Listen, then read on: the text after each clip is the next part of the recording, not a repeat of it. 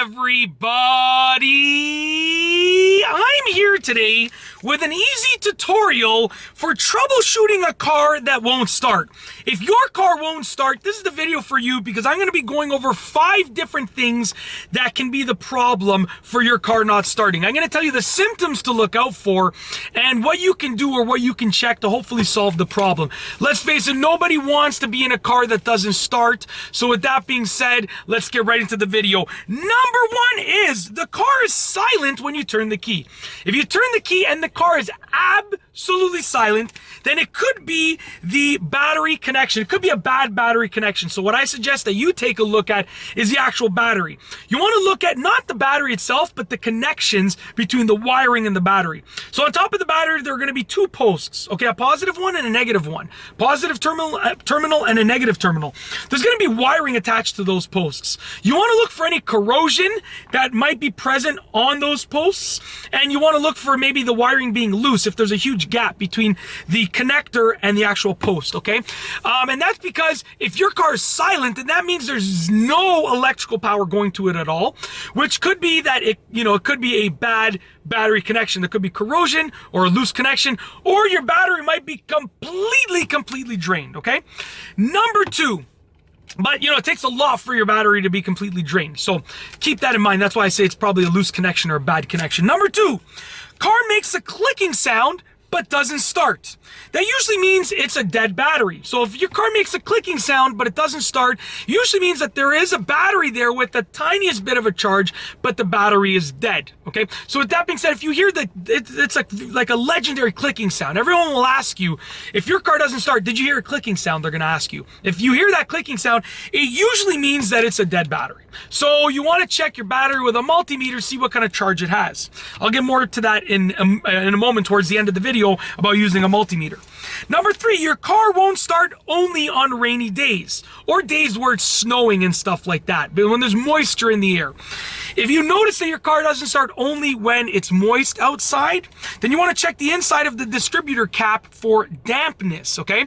And you're going to have to probably get a couple parts replaced, but it's really easy and really inexpensive. And it's even something you can maybe even do yourself if you are taking the right precautions, safety precautions, you have the right instructions and you have the right tools, and you have some experience working with cars and engines.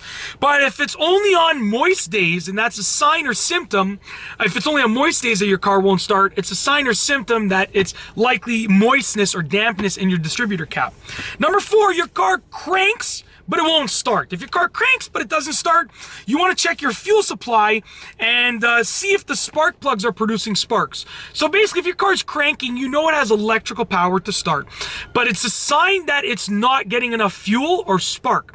Your fuel and spark and air are required to create combustion in the engine, okay? And compression is required too. But if your car is cranking but it's not starting, it's a sign that it has electrical power because it's cranking, it's trying to start, okay? But it's not getting fuel or it's not getting spark. So check your spark plugs, check your fuel pump, make sure you hear your fuel pump start up. When you turn your car to accessory mode, you can hear your fuel pump prime, okay? Do a couple of those things. Check for fuel and spark. Simple as that.